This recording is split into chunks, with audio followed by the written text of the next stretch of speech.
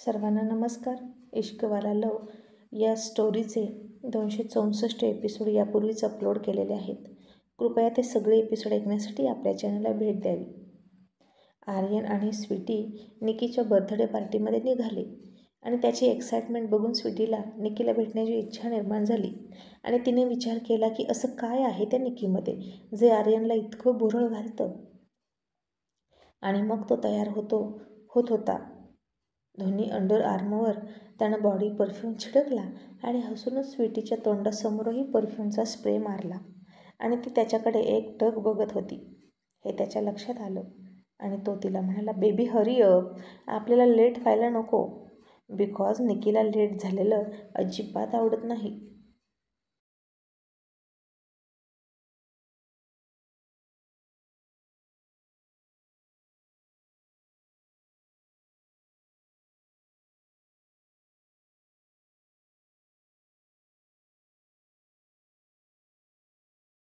आणि स्वीटी म्हणाली, अच्छा, फक्त निकीला की मिस निकीला? आर्यन, कधीपासून ती तुझी फक्त निकी झाली? आणि आर्यन हसून म्हणाला, अगं मघाशी तिचा फोन आला होता ना, तेव्हा तीच म्हणाली आपण एकमेकांना फ्रेंडली ट्रीट करूया आणि मग आपल्यामध्ये फॉर्मॅलिटी नको. आणि बेबी चल ना लवकर, तू पण अजून तुझा ड्रेस चेंज केला नाही. आणि त्याचं मन जाणून घेण्यासाठी स्वीटी म्हणाली, ओके, मग तू एकटा जा, कारण मला खूप वेळ लागेल चेंज करायला आणि तुला तर अजिबात वेळ नाही म्हणतोस. आणि आर्यनसुद्धा लगेच म्हणाला, ओके, मी तर मघाशीच म्हणालो होतो की मी एकटा जातो. तुझा डिनर झाला असताना तिथेच सगळ्यांसोबत. स्वीटीला आता त्याचा राग आला आणि त्याला म्हणाली, आर्यन, तू माझी काळजी करू नकोस, तू तुझं बघ ना, मी माझं बघून घेते.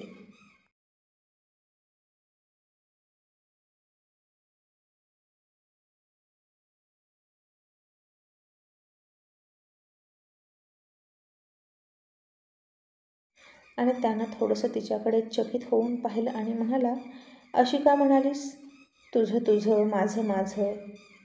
आणि स्वीटी म्हणाली, नाही रे, तसं नव्हतं मला म्हणायचं, पण तुझी एक्साइटमेंट बघितली आणि आश्चर्य वाटलं. तू कधीच कुणाला भेटायला, रादर मुलींना भेटायला इतका एक्साइट नसतो, मग इतका उतावळा आता का आहे?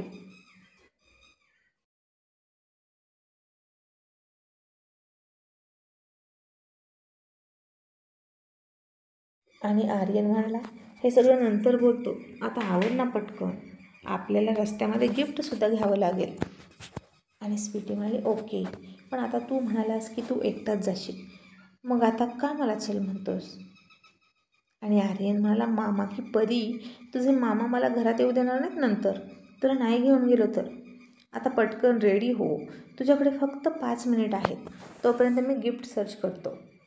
असं म्हणून तो गिफ्ट सर्च करत बसला.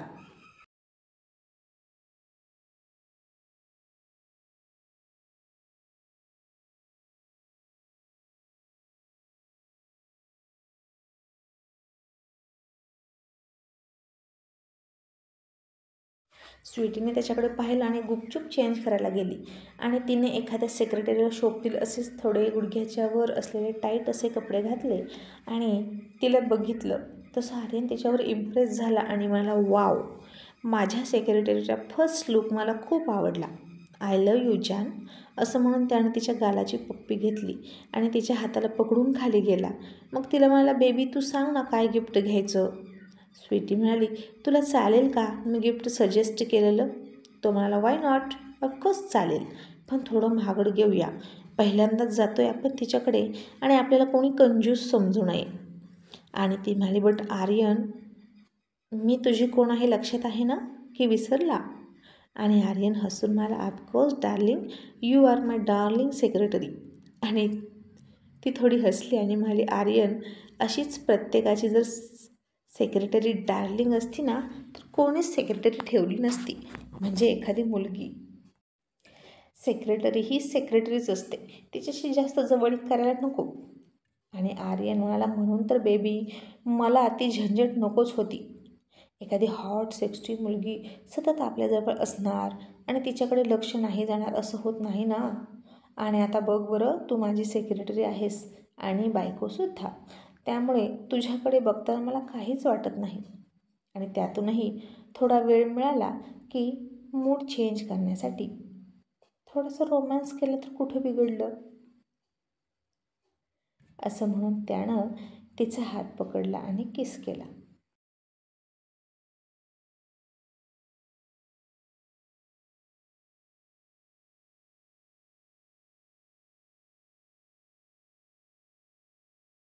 मग ती हसली आणि आर्यन म्हणाला, बेबी ज्वेलरी घेऊया का?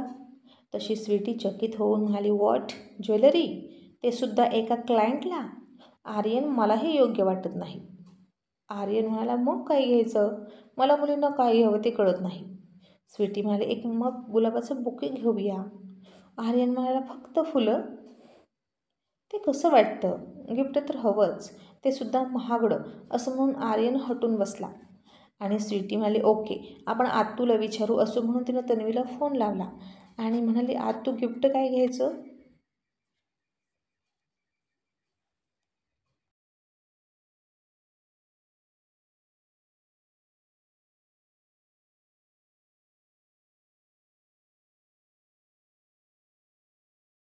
आणि तन्वी आणि सगळे डिनर करत होते आणि तिनं फोन स्पीकरवर टाकला आणि स्वीटी म्हणाली, आत्तू, आर्यन म्हणतो की गिफ्ट घेऊया आणि ज्वेलरी घेऊया, चालेल का?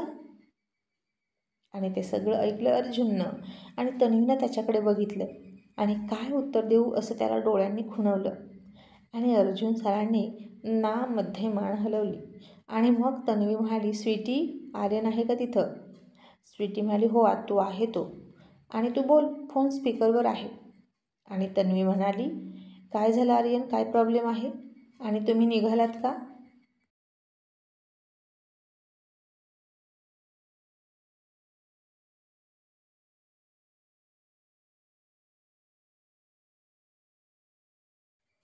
आर्यन म्हणाला, येस मॉम, अगं ते गिफ्ट काय घ्यायचं असा प्रश्न पडला होता.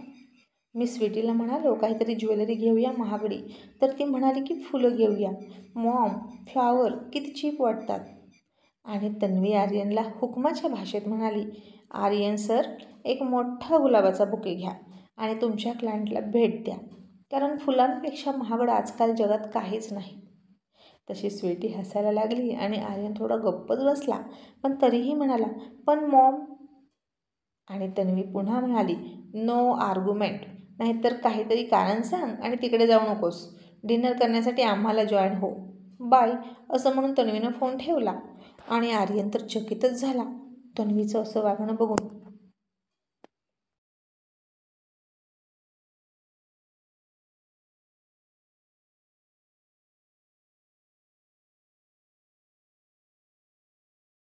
तिला आधीच ते नव्हतं आवडलं. आधीच ठरलेला डिनर कॅन्सल करून त्यानं बर्थडेला जाणं आणि आता वरून हे गिफ्टचं. मग स्वीटी म्हणाली, चल आपण बुके देऊया. आणि तो थोडा नाराज होत म्हणाला, स्वीटी, मॉमला फोन करायची काय गरज होती? मी हँडल केलं असतं ना सगळं. आणि स्वीटी म्हणाली, आर्यन, तू महागडी ज्वेलरी घ्यायचं म्हणतोस आणि घरात मोठ्यांना विचारायचं नाही का?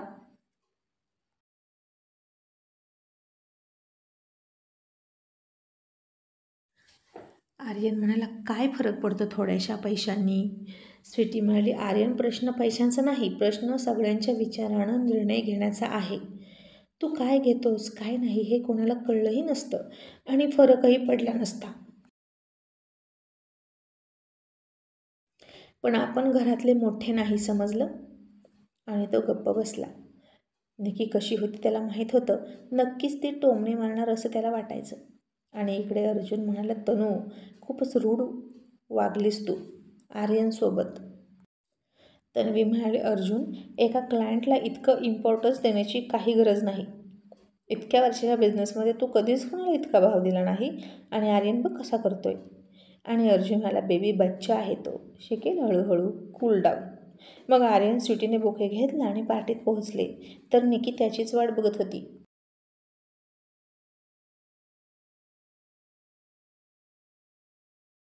आर्यनने हातात बुके घेतला आणि स्वीटीसोबत पार्टीत एंट्री केली.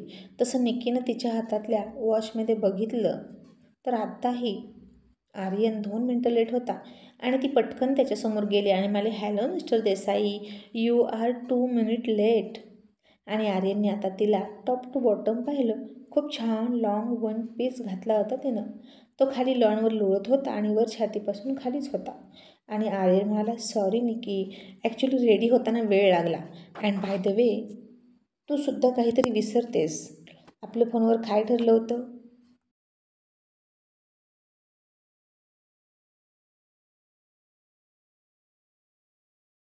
आणि तिच्या लक्षात आलं की आपण एकमेकांची फ्रेंड होणार होतो. आणि ती म्हणाली, ओ सॉरी, ओनली आर्यन, ओके. आणि आर्यन हसून म्हणाला, that's great and by the way happy birthday. असं म्हणून त्यानं तिच्या हातात तो फुलांचा बुके दिला आणि निक्कीनं सरळ त्याला मिठी मारली आणि म्हणाली, थँक्यू सो मच आर्यन. आणि हे बघून स्वीटीला अजिबात आवडलं नाही आणि ती त्या दोघांकडे थोडी रागात बघत होती. मग निक्कीनं त्याच्या गळ्यातून गळा काढला आणि म्हणाली, आणि हे काय आर्यन, ओन्ली फ्लावर्स? तू काही गिफ्ट नाही आणलं का? ओ माय गॉड, इतक्या मोठ्या देसाई एम्पायरचा तू मालक आहेस आणि फक्त फुलं आणलीस? अरे इथे येणारे आमच्या कंपनीतले छोटे छोटे एम्प्लॉई आहेत, त्यांनीसुद्धा माझ्यासाठी गिफ्ट आणलीत आणि तू, दॅट्स नॉट राईट. मला तुझ्याकडून ही अपेक्षाच नव्हती.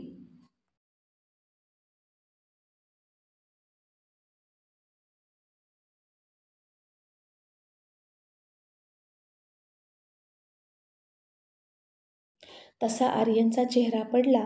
त्यानं स्वीटीकडे थोडं भुवई चढवून रागात बघितलं. स्वीटी आता थोडी खजील झाली आणि निक्कीचा तिला राग आला.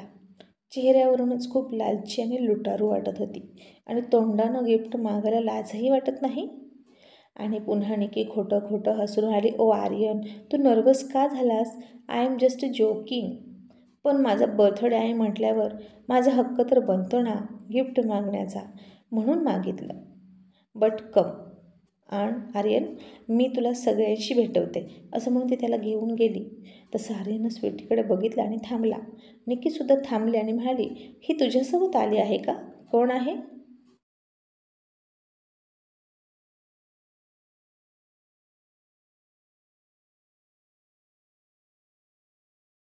आणि आर्यन म्हणाला, माझी सेक्रेटरी. आणि निक्की स्वीटीला तुच्छतेनं म्हणाली, हे यू सेक्रेटरी आहेस ना? मग सेक्रेटरीसारखं इतरांसोबत तिकडे बाजूला जाऊन बस. बॉससोबत खांद्याला खांदा लावून फिरायची गरज नाही. आणि तुम्हा सगळ्यांची, I mean driver, secretary, watchman, सगळ्यांची डिनरची अरेंजमेंट पलीकडे केली आहे. इथं आमच्यात यायची गरज नाही. असं म्हणून ती आर्यनला घेऊन गेली आणि स्वीटीचे डोळे पाण्यानं भरले.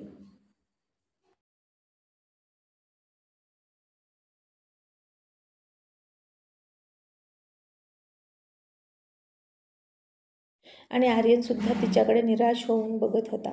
आणि स्वीटी आता बाजूला गेली. मग निक्की सगळ्यांसोबत आर्यनची ओळख करून देत होती. ओळख करून दिल्यानंतर तिला आता केक कापायला घेतला आणि आर्यनला शेजारीच उभं केलं. केक कट केल्यानंतर तिने पहिला केक त्याला भरवला आणि मग त्याला म्हणाली, मलासुद्धा केक भरव. मग आर्यननंसुद्धा तिला केक भरवला. स्वीटी आता हे सगळं लांबूनच बघत होती. ती एका टेबलवर बसली होती आणि तिने रागात टेबल क्लॉथ हातात पकडला. फक्त एक ओळख आणि आर्यन इतका क्लोज कसा जाऊ शकतो तिच्या, हे तिला कळेना. आणि नक्कीच या निक्कीमध्ये ते स्किल आहे लोकांना बांधून ठेवायचं, ॲट्रॅक्ट करायचं, हे तिच्या लक्षात आलं. मग निक्की म्हणाली, आर्यन ड्रिंक घे ना. आणि आता आर्यनने ड्रिंकसुद्धा घेतली तिच्यासोबत. आणि तो तर आता स्वीटीसोबत आहे हे विसरूनच गेला. मग त्यानं 1-2 पेग पिले आणि आणखीन ड्रिंक घेईल आणि आउट ऑफ कंट्रोल होईल हे लक्षात आलं. आणि स्वीटी तिथं गेली आणि म्हणाली, आर्यन, आता आणखीन ड्रिंक घेऊ नकोस.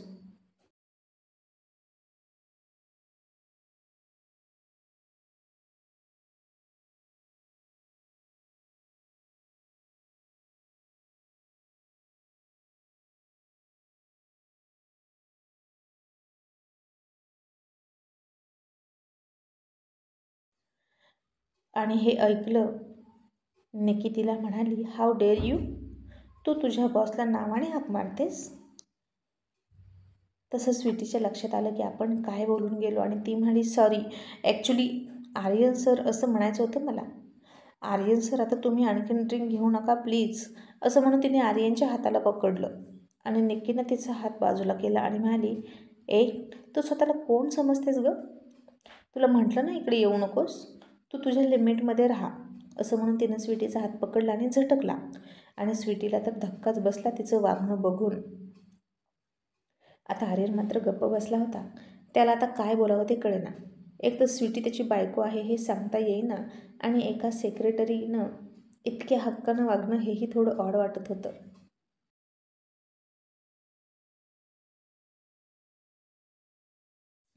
स्वीटीनं आता आर्यनकडे थोडं रागात बघितलं आणि आर्यन थोडा नाराज होऊन तिच्याकडे बारीक डोळे करून बघत होता आणि तिला नजरेनंच तिकडे जाऊन बस असं खुणवत होता. आणि स्वीटी आता रागारागात गेली आणि बाजूला जाऊन बसली. मग आर्यननं डिनरसुद्धा निकीसोबतच केलं. स्वीटीनं मात्र अजिबात डिनर केला नाही आणि तिनं रागारागात वेटरला जवळ बोलवलं आणि ज्यूस मागवला. आता वेटरकडे ज्यूस पण होता आणि ड्रिंकसुद्धा होती आणि स्वीटी आता निकीकडे आणि आर्यनकडे बघत होती आणि तिनं ज्यूसऐवजी ड्रिंकचाच ग्लास हातात घेतला आणि तिची नजर मात्र आर्यन निकीकडे होती. तिने तो ग्लास घेतला तसा एका दमात पिऊन टाकला आणि तिचे डोळे मोठे झाले आणि विस्फारले आणि हे आपण काय पिलो असं तिला वाटलं. पण आता टेस्ट तर छान होती आणि तिनं ओठांवरून जीभ फिरवली. दुसरा ग्लास घेतला, तो पण पिला रागारागात.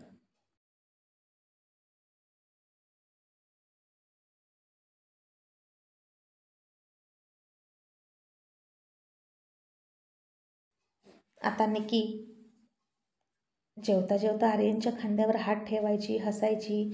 तसतसं ती स्वीटीच्या डोक्यात जात होती आणि तिने आता हातात तिसरा ग्लास घेतला आणि जागेवरून उठली आणि त्या दोघांच्या दिशेनं चालत गेली. निकी आणि आर्यनच्या समोर जाऊन उभा राहिली आणि निकीच्या चेहऱ्याकडे face to face dashing look देऊन बघू राहिली. तसा तिचा तो लुक बघून आर्यनने समजून घेतलं कुछ तो गडबड है आणि तो उठणार आणि म्हणणार होता स्वीटी बेबी. इतक्यात निकीनं त्याच्या हातावर हात ठेवला आणि म्हणाली, आर्यन उठतोस कशाला आणि हे यू इथे कशाला आलीस, असं ती स्वीटीला पुन्हा तुच्छतेनं म्हणाली.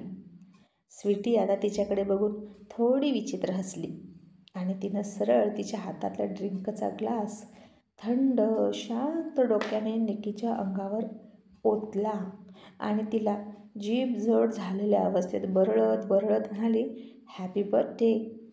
तसं आर्यन हक्काबक्का होऊन स्वीटीकडे बघायला लागला. निकीसुद्धा आता ताडकन उभा राहिली आणि तिला तिचं काय करावं ते कळेना आणि ती म्हणाली, एक मामुलीची सेक्रेटरी, तुझी ही हिंमत, असं म्हणून ती स्वीटीच्या कानाखाली देण्यासाठी हात उगारणार इतक्यात स्वीटीनं रागात तिचा हात पकडला आणि नशेत म्हणाली, hey you, who are you? मामुलीशी CEO, हे स्टेटस आहे ना तुझं? आणि निकी रागात म्हणाली, आणि तू तू कोण आहेस? फक्त सेक्रेटरी आहेस ना? आणि स्वीटी आता हातातला ग्लास आपटून म्हणाली, secretary my foot, I am Mrs Divya, असं ती म्हणणार इतक्यात आर्यन पुढे आला. त्यानं तिचं तोंड पकडलं आणि म्हणाला, सॉरी निकी, तिच्या वतीनं मी तुझी माफी मागतो आणि बाय, आता मी निघतो, असं म्हणून तो स्वीटीला घेऊन निघाला.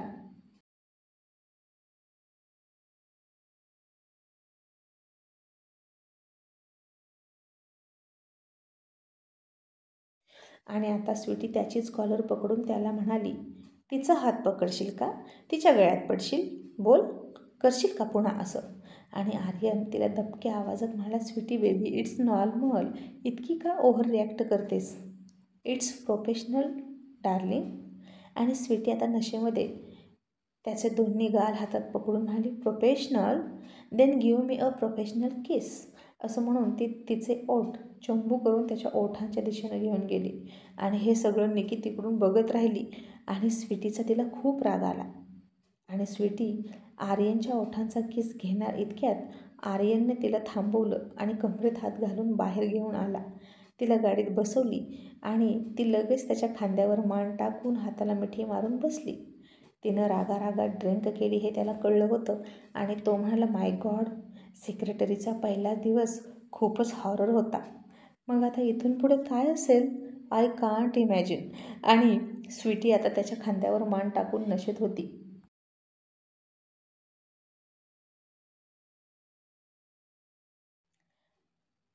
आणि म्हणत होती, I am not secretary, I am Mrs Divya Aryan Desai.